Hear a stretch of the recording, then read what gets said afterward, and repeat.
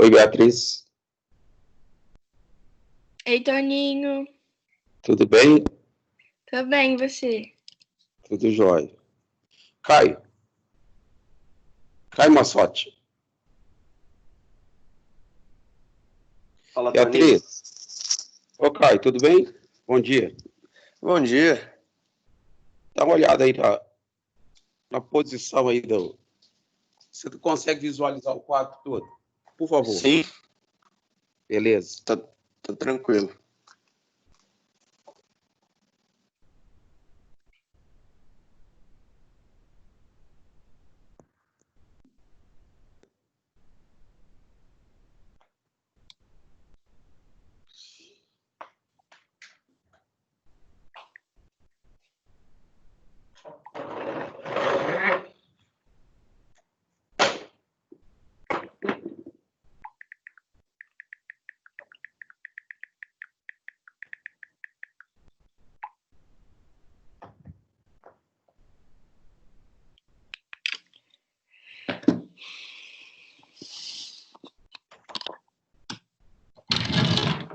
Para todos. Eu terminei fazendo a questão 19. Agora eu vou começar a partir da questão de número 20. E hoje a gente encerra essa correção. Na questão 20, eu fiz uma questão parecida com essa, inclusive foi a 22. Naquelas aulas teóricas, a questão 22 foi feita e eu comentei que a 20 era parecida.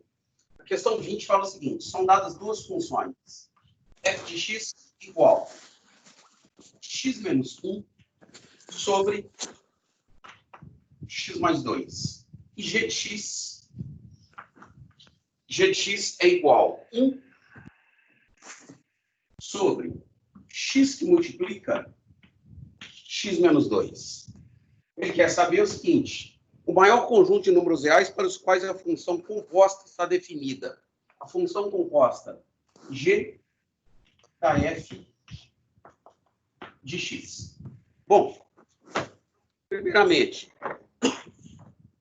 quando ele pede o conjunto de valores para os quais a função composta está definida, na verdade, ele está pedindo isso aqui, ó. Ele está pedindo qual o domínio dessa função. Qual o domínio da função composta? Domínio, eu falei com vocês várias vezes, lá na parte teórica, domínio é sinônimo de condição de existência.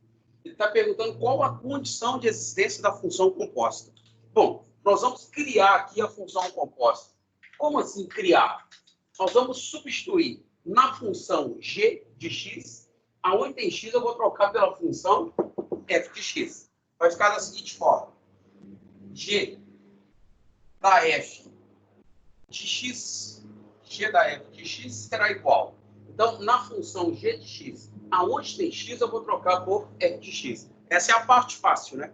Essa é a parte fácil. Vai ficar 1 sobre, no lugar do x, aparece a f de x. Eu vou colocar parênteses para ficar bem evidente, tá? No lugar do x aqui aparece a f de x, que é x menos 1 sobre x mais 2. Vezes, aqui também, aonde tem x, eu tenho que trocar pela f de x. X menos 1 sobre x mais 2. Menos 2. Prontinho. Bom, ele está me pedindo para encontrar o domínio dessa função. Ele não está me pedindo para determinar a função. Se ele tivesse me pedido a função composta, qual a função composta? Eu ia ajeitar isso aqui, ia tirar o mínimo, conserva a primeira, multiplico pelo inverso a segunda, eu faria tudo isso. Mas ele está me pedindo o domínio da função. Domínio é sinônimo de condição de existência. Então, agora eu vou impor as condições, tá? Condições de existência dessa função composta aqui, encontrada. A primeira condição, a condição de número 1. Olha se você concorda comigo. No denominador, jamais pode ter zero. Não existe divisão por zero. Então, a primeira coisa, não é a única, é a primeira. Esse x mais 2 aqui, ó, x mais 2 aqui não pode ser zero. Não pode aparecer zero no denominador, então a primeira condição, x mais 2 tem que ser diferente de zero. Daqui, eu já posso escrever que, vamos passar o mais 2 para lá, x tem que ser diferente de menos 2. Então, essa é a primeira condição. Volto a dizer, não é a única. Estou falando que é a primeira condição. Ele pede o domínio da função composta. Domínio é sinônimo de condição de existência. Eu criei a composta, substituindo a f na g. Encontrei essa composta. O que tem que acontecer? Agora eu vou olhar para essa função e vou escrever. Para que ela exista, o que tem que acontecer? A primeira condição, x mais 2 está no denominador. Então, x mais 2 tem que ser diferente de zero. Segunda condição. Vamos para a segunda. Segunda condição, olha, isso aqui também é um denominador. Isso aqui também tem que ser diferente de zero. Esse aqui também tem que ser diferente de zero, mas vamos um por um, né? Um de cada vez. Então, já fiz x mais 2 diferente de zero, pois está no denominador, de onde eu tirei x diferente de menos 2. Agora, eu vou fazer x menos 1 sobre x mais 2 tem que ser diferente de zero. Aí você vai fazer o seguinte, você vai pegar esse x mais 2, pega esse x mais 2 e passa para lá multiplicando.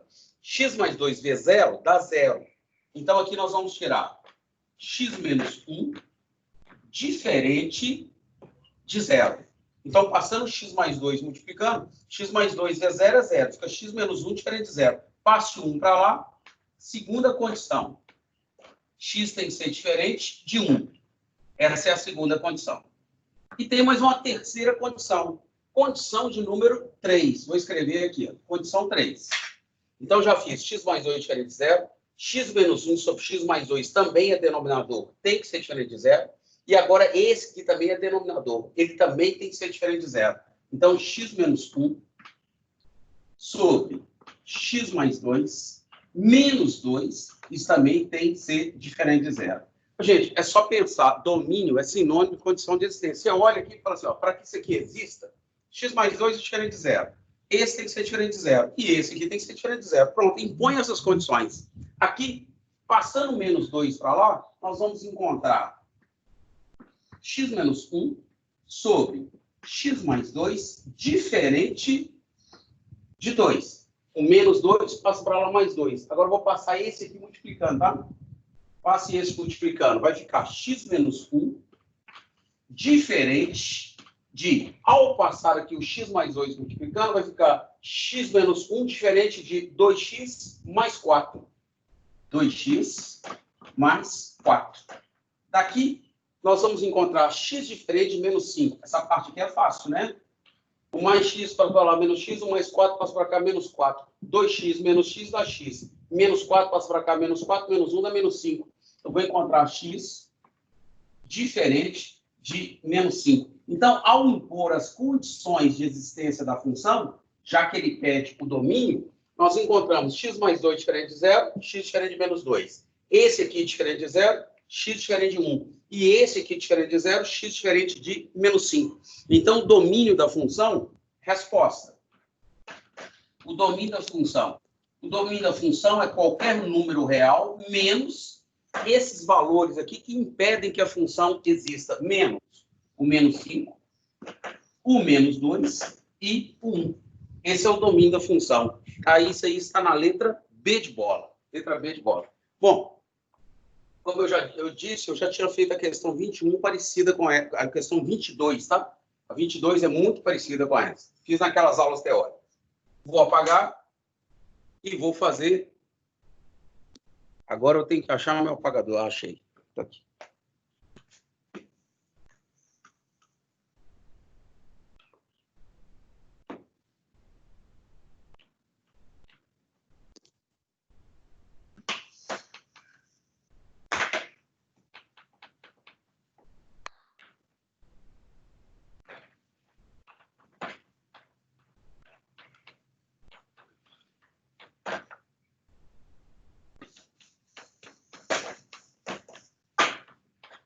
Agora eu vou fazer a questão 21.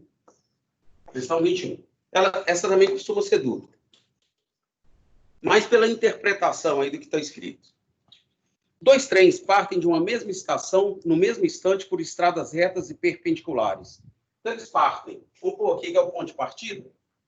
Aqui é o ponto de partida. Eles partem por estradas retas e perpendiculares. Se um parte aqui, o outro parte por essa estrada aqui. Duas estradas retas e perpendiculares. Dois trens partem de uma mesma estação, então a estação está aqui no ponto P. Por duas estradas retas e perpendiculares. A velocidade de um deles, vamos colocar esse aqui, ó, a velocidade desse aqui, a velocidade de um deles, velocidade 1, é de 20 metros por segundo. A velocidade do outro é de 30 metros por segundo. Então, aquele que parte aqui, a velocidade do segundo é de 30 metros por segundo. Aí ele fala o seguinte, a função f de t que exprime a distância entre os dois trens, onde t é o tempo. Bom, sabemos que a distância percorrida é a velocidade vezes o tempo. Então, após um tempo t, a distância percorrida pelo primeiro parte daqui a uma velocidade de 20 metros por segundo, após t segundos, a distância percorrida por ele será a velocidade vezes o tempo. Essa é a distância percorrida pelo primeiro após um tempo t. Enquanto isso, como a velocidade do segundo é de 30 metros por segundo, após um tempo t, a distância percorrida pelo segundo será de velocidade 30 vezes o tempo. Isso é tranquilo, né? Isso é bem tranquilo. Distância, velocidade vezes o tempo, velocidade 20 metros, após um tempo t, 20t. Distância percorrida por ele. O segundo, a mesma coisa. A velocidade de 30 metros por segundo, após um tempo t, essa é a distância percorrida por ele.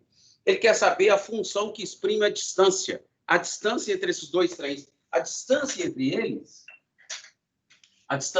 eles é a hipotenusa desse triângulo. Essa é a distância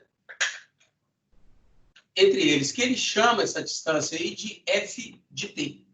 Ele quer saber a função f de t que exprime a distância entre os dois trens após um tempo t. Bom, para calcular essa distância entre eles, uma coisa que todos conhecemos é o teorema de Pitágoras. Vamos aplicar o teorema de Pitágoras. Vai ficar f de t. Vou colocar um colchete aqui para ficar bem bacana, tá?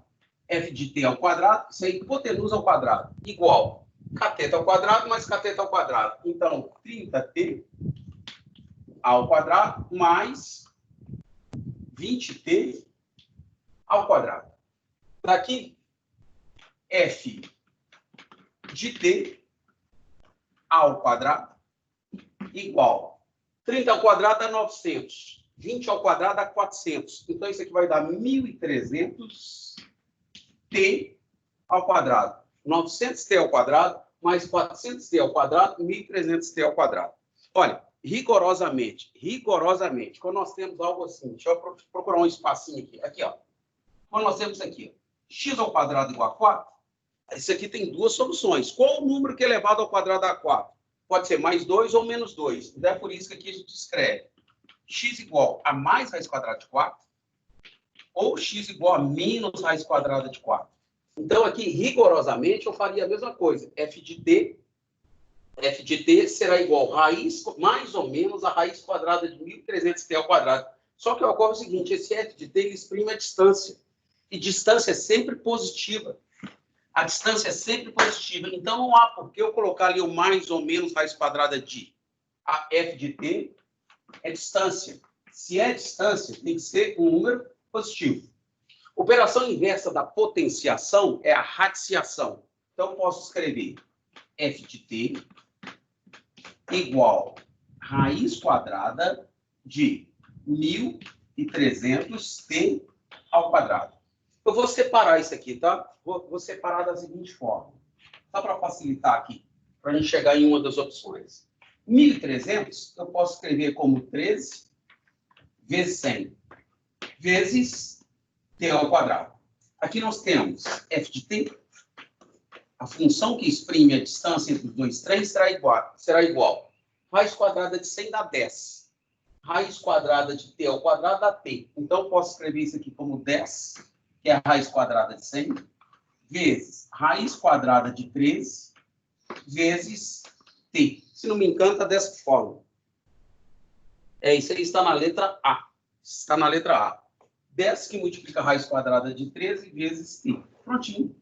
Morreu aí mais um. Então, essa questão ela costuma ser dúvida por causa da interpretação aqui. Depois da figura feita aqui, interpretado certinho, o resto ali é tranquilo. Agora vamos para a questão de número... A próxima que eu marquei foi a 26. Se eu estiver enganado, alguém pode dar o grito aí, tá? 26.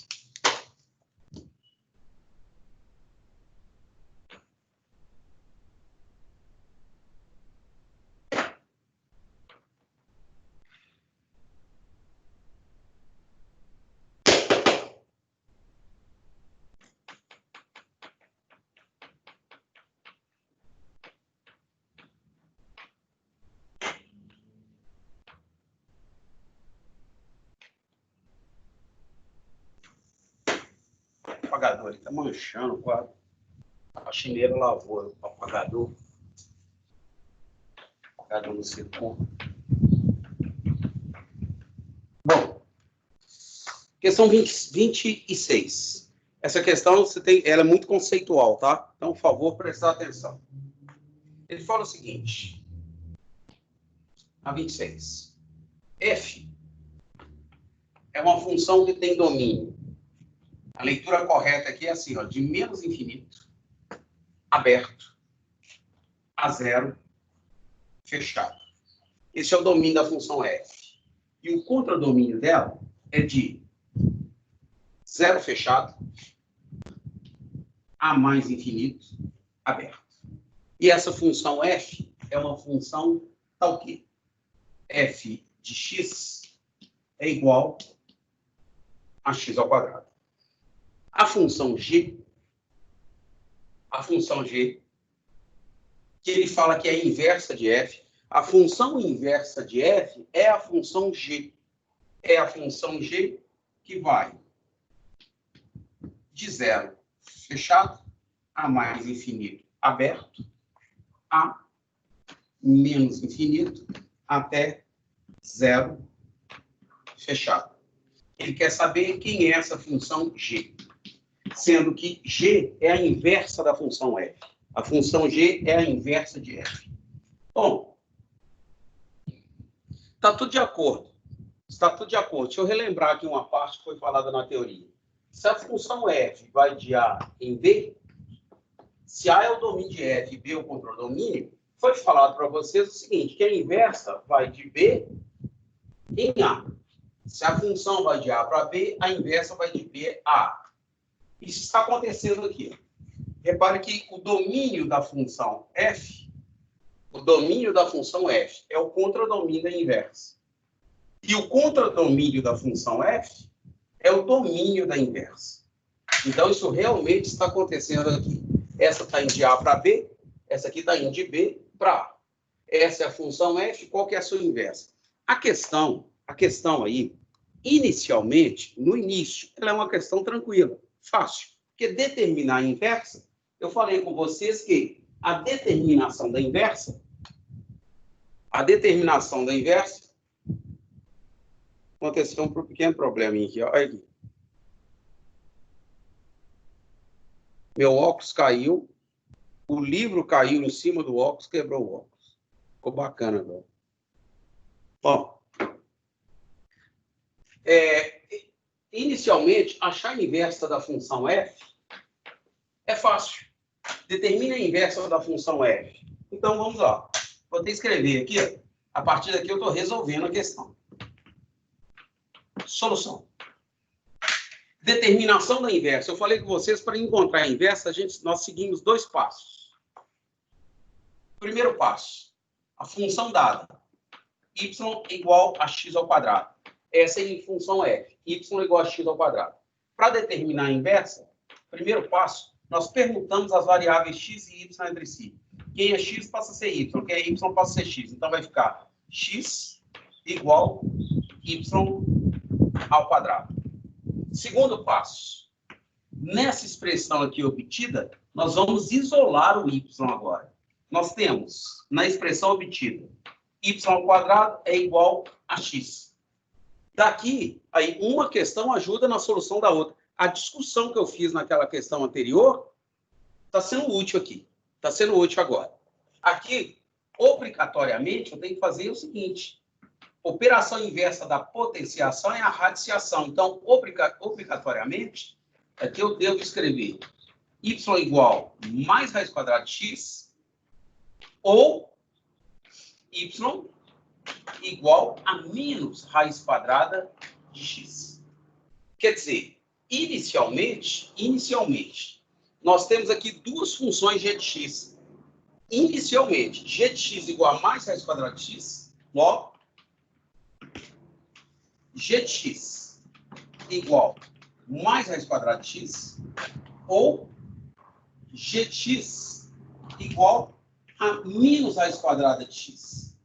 Não estou falando inicialmente. Quer dizer, ao determinar a inversa dessa função f, que foi muito fácil, por sinal, nós chegamos em duas respostas, inicialmente. E repare que nas opções aparecem as duas respostas. Aparecem essas duas. Qual delas representa a inversa? Aí que entra a parte conceitual da questão. Porque até aqui, isso aqui ó, é braço, é trabalho braçal. Agora entra a parte conceitual. Qual que é a parte conceitual? Aí eu preciso da sua ajuda. Está vendo o domínio aqui da função g? A função g vai de zero fechado a mais infinito. Quer dizer, aqui tem números positivos ou zero. Aqui tem números positivos ou zero, dentro desse domínio. E aqui no contradomínio tem números negativos ou zero. Número negativo ou zero. Então, excetuando o zero, eu posso dizer que aqui tem números positivos. E excetuando o zero, eu posso dizer que aqui tem números negativos. Essa é a parte conceitual da questão e eu peço a vocês que prestem atenção. Quer dizer que essa função aqui, ela pega um número negativo ou zero, tá? Não estou esquecendo do zero, não. Ela pega um número, positivo. Ela pega um número positivo ou zero. E pega esse número positivo, que está dentro do domínio dela, ou zero, e associa aqui a um número negativo ou zero.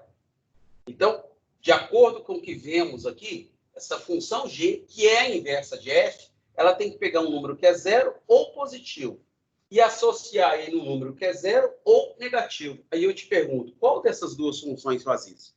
Qual dessas duas funções você atribui um valor positivo e A encontra como y correspondente um valor negativo? Se você fizer um pequeno teste aqui, por exemplo, tá? É só um exemplo. Para x igual a 4. Para x igual a 4, nessa primeira, o g de 4 será a raiz quadrada de 4, que é igual a 2. O que ela fez? Ela pegou um número positivo e associou ele a um número positivo. Mas na outra aqui, se você calcula o g de 4, o g de 4 será menos a raiz quadrada de 4, que vai dar menos 2. Então, a resposta agora eu acho que é óbvia, né? Qual dessas duas, ela pega um número positivo ou zero e associa um número negativo ou zero?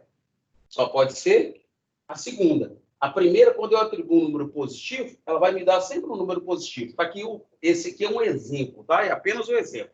Mas isso vale para qualquer número positivo que você substituir aqui. Substituindo aqui um número positivo, o resultado aqui da raiz será um número positivo. Essa aqui não. Quando você substituir aqui um número positivo, com esse menos aqui precedendo, o resultado aqui final será sempre um número negativo. Então, a resposta é essa aqui, ó.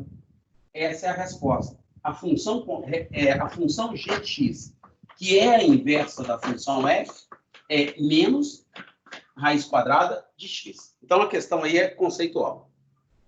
Bom, agora vamos para a questão de número 27. A 27.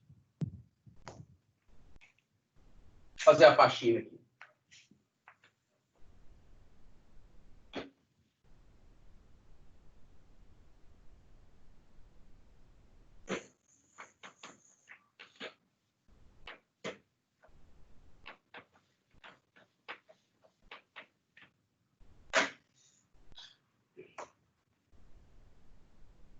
Questão 27, deixa eu usar aqui a metade do óculos.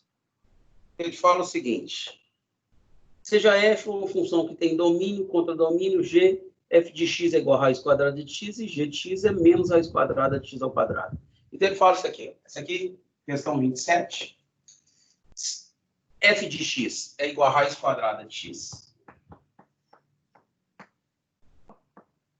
E g de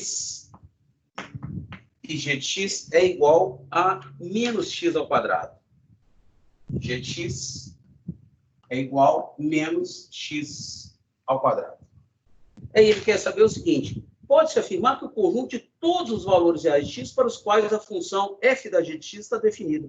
Novamente, o que ele está pedindo aí é o domínio da função f da g de x. Sabe que naquela outra primeira que eu fiz era g da f de x. Mas ele está querendo saber qual o domínio dessa função. Domínio é condição de existência. Qual o domínio dessa função f da g de x? Bom, primeiramente, como eu fiz naquela, vamos determinar a função f da g de x. Então, temos o seguinte: f da g de x, f da g de x, será igual a raiz quadrada de, na função f de x, aonde tem x eu vou substituir pela g de x, que é menos x ao quadrado. Então, fica dessa forma. Menos x ao quadrado. Bom, condição de existência. Condição de existência, toda vez que você tiver um radical, com índice aqui par, um radical de índice par, lembre-se que o que vem aqui tem que ser maior ou igual a zero. Eu já fiz uma discussão desse tipo aqui, vou fazer de novo, tá? A gente costuma utilizar como exemplo raiz quadrada, mas vale para qualquer radical de índice par. Raiz quadrada de 9 está bem definida? Quando a gente fala está bem definida, significa existe? Sim. Raiz quadrada de 9 é o número positivo, que é o quadrado da 9. 3. Raiz quadrada de 0 está bem definida? Está. Dá 0. É o número que é elevado ao quadrado dá 0. Raiz quadrada de menos 4 está bem definida? Não. Raiz quadrada de menos 4 não pertence. Isso aqui não existe. Esse é virado cortado significa não existe no conjunto dos números reais. Aqui, isso não existe em R. Não existe em R. Bom, então eu posso dizer, do exposto aqui, que para que uma raiz quadrada esteja definida, o que vem aqui, ó, tem que ser positivo ou zero. No conjunto dos reais não existe raiz quadrada de número negativo. Então, o que vem aqui tem que ser positivo ou zero. Aí, generalizando é o que eu estava dizendo. Isso vale para qualquer radical de índice par. O radical de índice par só está definido quando o que vem aqui é maior ou igual a zero.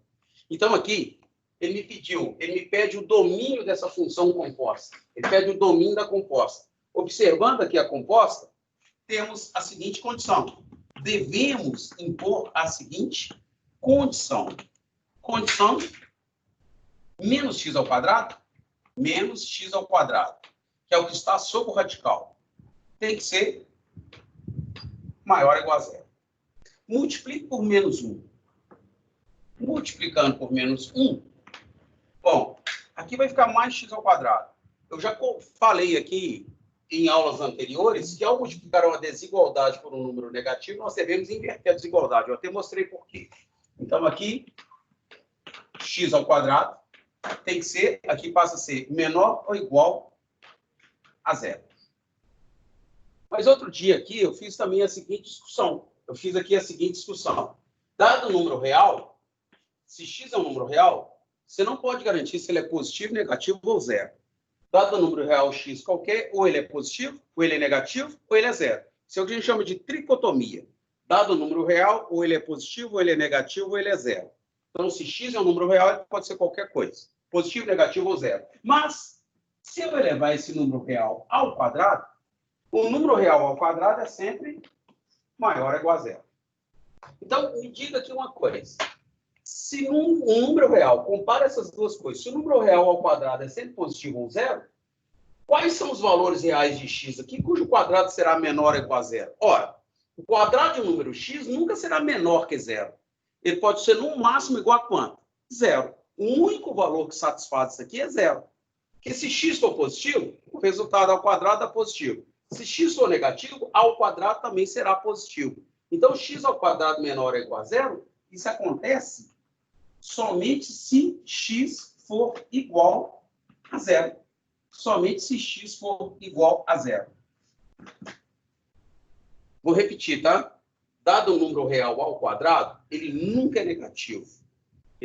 Dado um número real ao quadrado, como ele nunca é negativo, ele só pode ser aqui, nesse caso, igual a zero. Porque x ao quadrado menor é igual a zero, x só pode ser zero. Porque se x for positivo ou negativo, ao quadrado ele será positivo. Então, x ao quadrado menor é igual a zero, somente se x for igual a zero. Aí, observa aí as opções. Observando as opções, você tem zero na letra A. Mas essa não é a resposta é a letra B. Letra B. Qual a diferença da letra A para a letra B? Olha pra você ver que maldade. Na letra A, aparece isso aqui, ó, zero. Na letra B, aparece isso aqui. Ó, aparece esse. E o comando da questão, olha o comando da questão, o que ele pede na questão. O comando da questão, ele fala o seguinte: o conjunto de todos os valores reais de x. Ele pergunta qual o conjunto. Isso aqui não é conjunto. Isso aqui é elemento. Isso aqui é um conjunto. Olha aqui, ó. Isso é um conjunto. Então, a resposta é letra B. Uma sacanagemzinha, né? Mas está de acordo com, matematicamente, está correto. O comando foi qual o conjunto? Na letra B aparece um conjunto cujo elemento ali unitário é zero. Um conjunto unitário, né? O conjunto só tem um elemento, é um conjunto unitário. Aqui aparece um conjunto, aqui não. Aqui aparece um valor, zero. Agora, vamos para a questão de número 28. Vamos para 28. A 28 também é conceitual. Outra questão conceitual.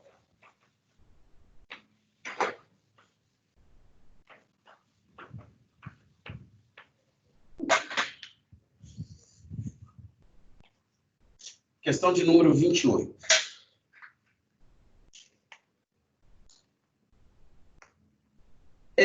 F, que eu vou escrever, F é uma função de A para B. F é uma função de A para B, com A sendo um conjunto. A está contido nos reais. Então, uma correção aqui, viu? Isso aqui não pode ser pertence, não. A é um conjunto. Então, aqui ele está contido, tá? Agora que eu vi isso. A está contido nos reais. A está contido nos reais. E B é 1469. B é 1469. E B é 1469. Aí ele fala o seguinte. E f de x, essa função f de x, é igual a raiz quadrada de x. E essa função é uma função sobrejetora. Ele quer saber qual o conjunto A. Quem é o conjunto A? Bom, F é sobrejetora. Eu disse que a questão é conceitual pelo seguinte: quem não souber o que é função sobrejetora, simplesmente não vai dar conta de fazer isso aqui. Então, eu vou voltar aqui no enunciado, tá? F é a função de A e B. A é um subconjunto dos números reais. A está contido no conjunto dos reais. B, ele é bem definido aqui, ó, 1469. F de x é igual a raiz quadrada de x. E sabe que essa função é uma função injetora, sobrejetora, melhor dizendo. Essa função é uma função sobrejetora. Ele quer saber quem é o conjunto A. Quem é o conjunto A? Vamos fazer o seguinte, vamos fazer aqui um diagrama, vai ajudar bastante. Esse é o conjunto A. Esse aqui é o conjunto B. O conjunto B é 1, 4, 6, 9. E a função faz o seguinte, a cada x do primeiro, ela associa um y lá no segundo, cujo y é igual, o y correspondente é igual a raiz quadrada de x. É igual a raiz quadrada de x. Aí eu te pergunto, o que é uma função sobrejetora? Quando eu dei essa parte aqui teórica, eu disse o seguinte, olha, uma função é sobrejetora quando não sobram elementos aqui no contradomínio. Aliás, só para recapitular aqui, quando eu tenho aqui menos 1, 2, 3, esse aqui vai no 0, esse aqui vai no 5, esse aqui vamos colocar que vai no 1, e aqui sobram elementos, como essa função tem elementos diferentes com imagens diferentes, nós dizemos que essa função é injetora. Estou relembrando aqui, tá? Uma revisãozinha. Quando uma função tem elementos diferentes, com imagens aqui diferentes, a gente fala que essa função é uma função injetora. Aqui, como sobram elementos aqui, essa função não é uma função sobrejetora. Uma função é sobrejetora quando não sobram elementos aqui no contradomínio. Todo elemento do contradomínio tem que ser imagem de algum elemento aqui do domínio. Não podem sobrar elementos aqui. Então, quando ele fala que essa função é uma função sobrejetora, eu devo entender o seguinte: não pode sobrar elementos no contradomínio. Quem é o contradomínio dessa função? É o conjunto B. Não sobram elementos em B. Quer dizer, então, que todo elemento aqui do conjunto B, todo elemento do contradomínio, tem que ser imagem de alguém aqui. Aí, a questão a partir daí, feito isso, a questão agora fica sendo uma questão fácil. Fica sendo uma questão fácil. Tem que existir aqui um número x cuja raiz quadrada dele, ela associa a cada x a sua raiz quadrada. Tem que existir um elemento aqui x cuja raiz quadrada dele seja 6. Tem que existir um elemento aqui x cuja raiz quadrada dele seja 9. Aí ficou fácil, né? Ficou fácil. Qual o elemento aqui cuja raiz quadrada dele é igual a 9? 81. Qual o elemento aqui cuja raiz quadrada dele será 6? 36. Qual o elemento aqui cuja raiz quadrada dele será 4? 16. Qual o elemento aqui cuja raiz quadrada dele será 1? 1. Então, é isso. Como não podem sobrar elementos aqui no contradomínio, todo elemento aqui tem que ser imagem de alguém. E esse alguém aqui, ó, ele tem que estar associado à sua raiz quadrada. O único elemento aqui que pode estar associado como raiz quadrada dele, 9, 81. O mesmo. Qual o elemento cuja raiz quadrada é 6? 36. E cuja raiz quadrada é 4? 16. E 1, 1. Então, resposta. Resposta. O conjunto A, ele contém os elementos 1, 16, 36 e 81. Pronto. Essa é a resposta. A questão, sabendo aí a definição de função sobrejetora, a questão fica fácil. Fica fácil. Agora vamos para a questão 29. Essa também é outra que deve ter sido dúvida aí, porque ela costuma ser dúvida de muita gente.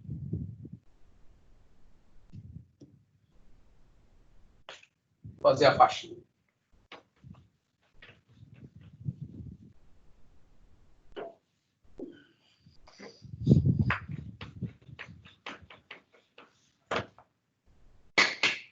Hoje é um dia que eu devo tomar cuidado. Eu estou na parte externa aqui da casa. Aqui venta muito. Aqui tem uma sinuca, sabe? Estou numa área aqui que aqui tem uma sinuca na parte de cima da minha casa. E aqui é tudo aberto. Aqui está tudo aberto aqui em volta. Aí venta muito. Olha só. O meu óculos estava em cima do livro, aqui em cima de um banco. Ventou. O óculos caiu no chão. Em seguida veio um vento mais forte, o livro caiu em cima, a apostila caiu em cima do óculos, quebrou o óculos. Então, como eu estou iniciando o dia, hoje é um dia que eu devo tomar muito cuidado. Porque a probabilidade disso acontecer não é grande, né? Venta, cai o óculos. Vem um vento mais forte, o livro cai em cima do óculos. E partiu o óculos ao meio. Partiu o óculos ao meio.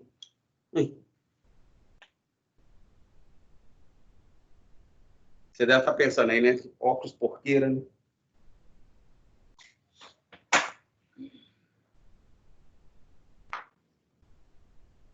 Questão 29.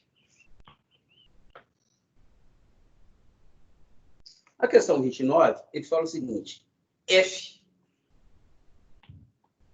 é uma função de R em R. Opa, de R em R.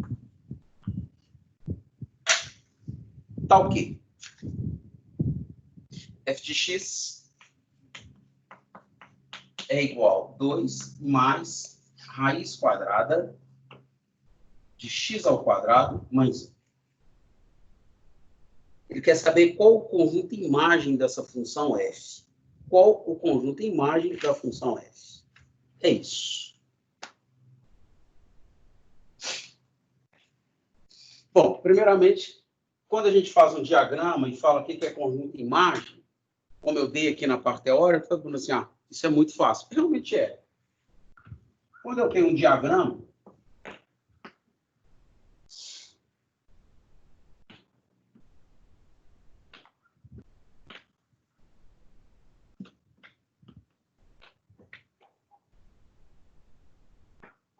Isso é uma função. Chama-se função de A em B. Toda correspondência que associa todo elemento de A tem que estar associado a um único elemento de B. Não podem sobrar elementos em A. E cada elemento de A tem que estar associado a um único elemento de B. Então, de A para B, nós temos uma função. Naquela parte teórica, eu deixei claro. A definição não impede que elementos diferentes aqui tenham a mesma imagem. Ela não impede isso. Então, isso é uma função de A para B? É. Isso é uma função de A para B. Qual o domínio? Domínio é todo o conjunto A. Qual o contradomínio? Todo o conjunto B. Qual o conjunto imagem? Qual o conjunto imagem? O conjunto imagem é formado pelos y que são imagem de algum x. Quais os y que são imagem de algum x? 1, 4. Pronto. Esse é o conjunto imagem. Fácil? Fácil. O conceito é fácil. Mas essa questão aqui é mais conceitual. A função f vai de r em r e ela é definida por f de x é igual a 2 mais raiz quadrada de x ao quadrado mais 1. Aí ele quer saber o seguinte: qual o conjunto imagem dessa função? Quando a gente escreve o conjunto imagem, a gente escreve normalmente do menor para o maior valor. A ordem dos elementos não altera o conjunto, não. O conjunto 1, 4 e o conjunto 4, 1 é o mesmo, mas normalmente a gente escreve do menor para o maior valor. Vou detalhar isso um pouco mais. Eu estou preparando vocês para resolver aquela questão ali, que se eu for resolver ela direto, pode ser que fique algum buraco aí, alguém não entenda. Então, não estou resolvendo a questão por enquanto, estou só te preparando. Vou fazer um gráfico. Plano cartesiano. E aqui aparece o gráfico da seguinte função.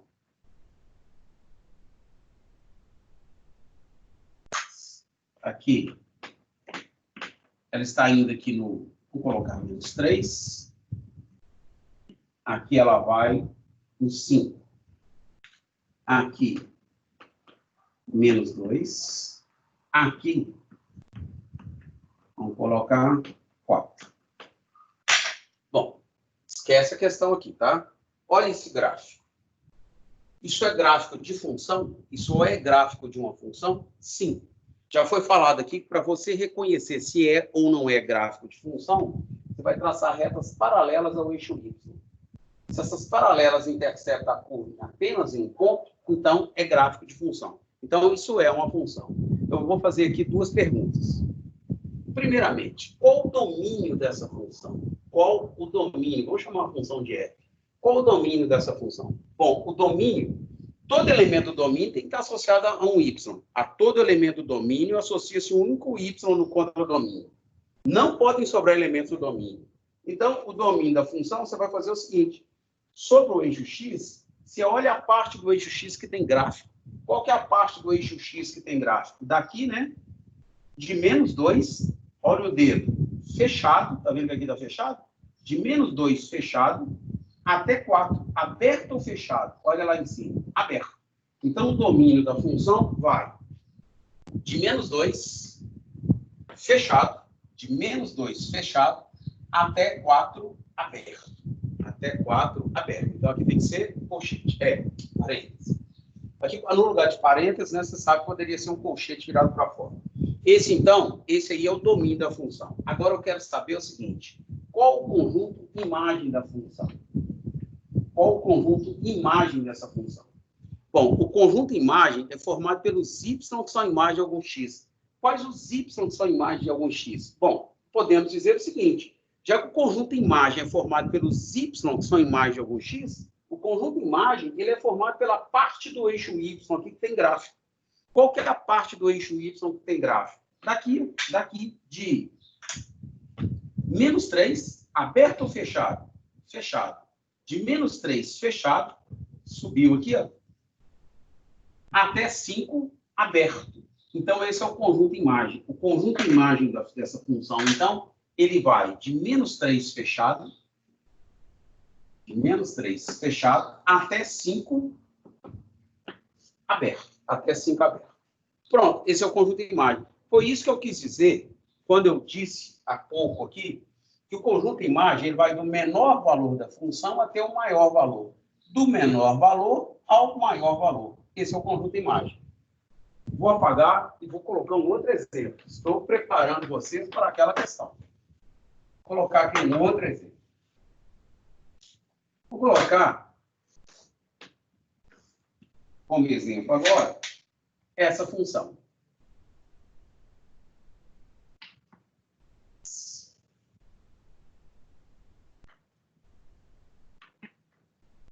Considere essa função, a função dada por esse gráfico. É função? É.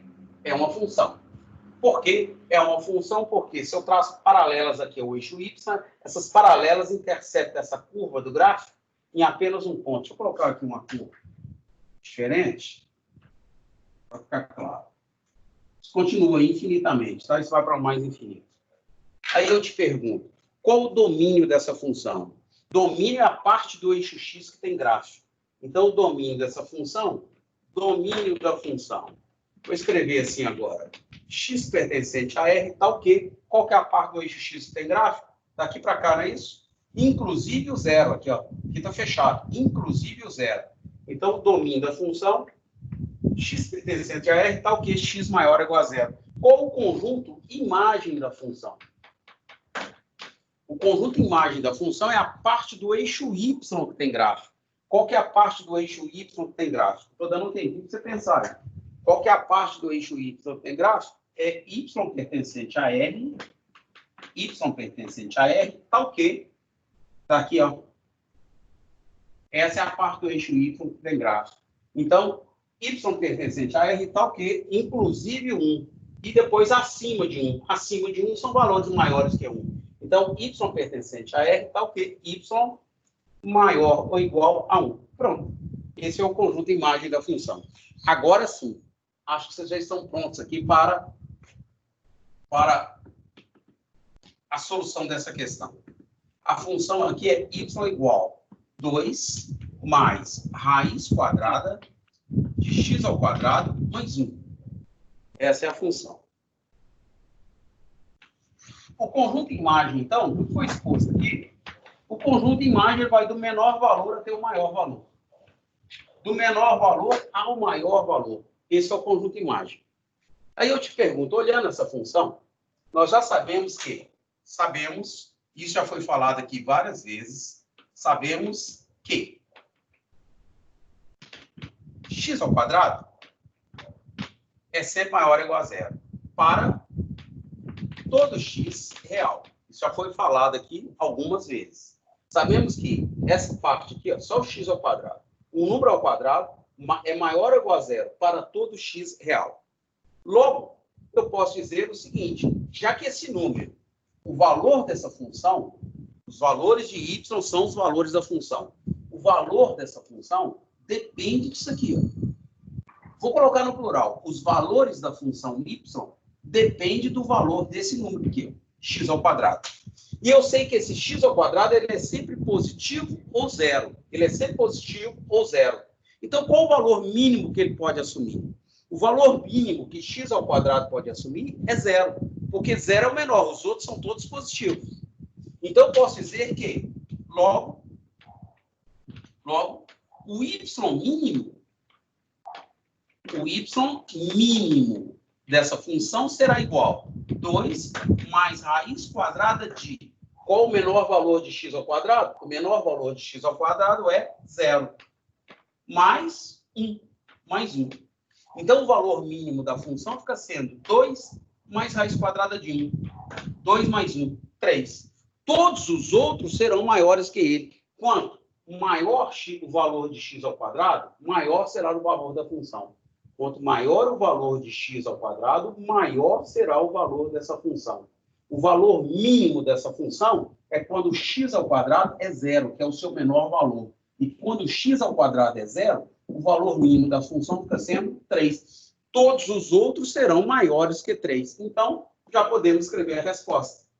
Eu preparei para vocês para a questão dizendo o seguinte. O conjunto imagem da função, ele vai do menor valor de y até o maior valor de y. E o maior valor de y aqui não há como determinar, tá? Porque o domínio da função é qualquer número real. Quanto maiores os valores de x, maiores serão os valores de y. Então, o valor de y aqui ele será infinito. Então, o conjunto imagem y pertencente a R, tá ok. Tá ok. y seja maior ou igual a 3. O menor valor é 3, todos os outros serão maiores que ele. Então, y maior ou igual a 3. Tem mais um comentário para fazer sobre essa questão? A resposta, então, é letra D de dado, tá? Aí alguém pode perguntar assim, aí o gráfico dessa função, como é que é o gráfico dessa função?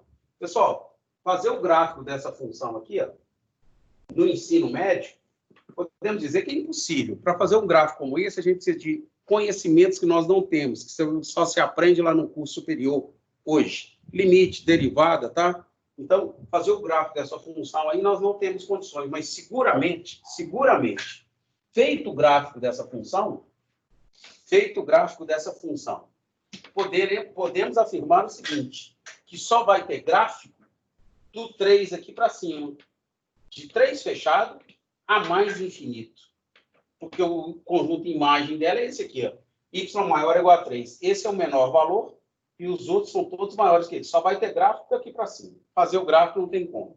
Bom, vamos para a última, que eu tenho que encerrar essa aula, que eu tenho que procurar um outro óculos ali para mim.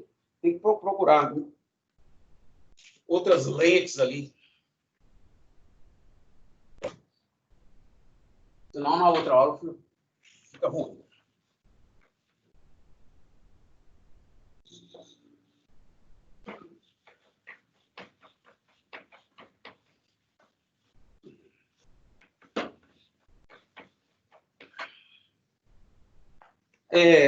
Questão 30. Questão 30. Ele fala o seguinte: suponha que o número f de x de funcionários necessários para distribuir em um dia a conta de luz para x consumidores seja f de x é o número de funcionários que vão distribuir conta para x% de consumidores. X igual f de x igual 300x sobre 150 menos x. Aí ele fala o seguinte, se o número de funcionários para distribuir um dia as contas de luz foi de 75, então ele fala f de x representa o número de funcionários. Aí ele fala f de x é igual a 75, o número de funcionários é igual a 75. Qual o percentual de moradores que recebe a conta? Essa questão, quando alguém pede para fazer na aula presencial, é porque não conseguiu interpretar o enunciado. Você tem que ficar de olho no que ele fala. Isso aqui representa o número de funcionários. X é o percentual de moradores que recebe a conta. Quando o número de funcionários é igual a 75, qual o percentual de moradores? Então, basta igualar. 300x, 150 menos x, igual a 75. Agora, resolva essa equação. Para resolver aqui fácil, vamos dividir aqui, ó, 75 por 75 dá 1, 300 por 75 dá 4. Agora, passa esse dividindo, vai ficar, passa esse multiplicando, melhor dizendo, passa esse multiplicando, vai ficar 4x igual a 150 menos x. 5x igual a 150, x igual a 30. Então, essa é a resposta. 30%. Quando 75 funcionários distribuem a conta, 30% dos moradores recebem a conta.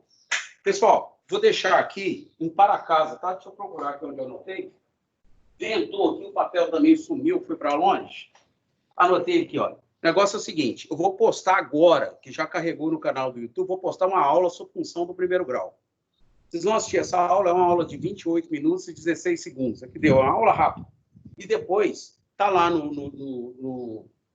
na plataforma, mas eu faço questão de escrever volume 2,